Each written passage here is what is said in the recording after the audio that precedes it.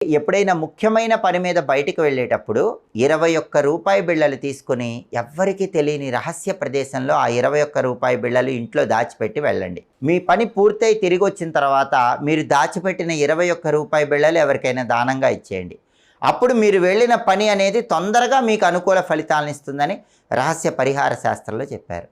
అలాగే ధాన్యపు గింజలకు సంబంధించిన పరిహారం కూడా పరిహార శాస్త్రంలో చెప్పారు.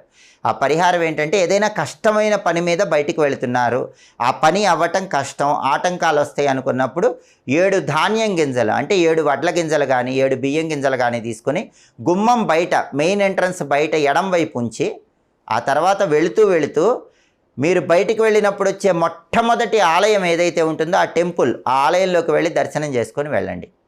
ఖచ్చితంగా మీ పని సులభంగా పూర్తయిపోతుంది. అలాగే పని మీద బయటికి వెళ్ళేటప్పుడు రాళ్ళ ఉప్పు కొద్దిగా గుమ్మం ముందు చల్లి మీరు వెళితే చాలా మంచిది.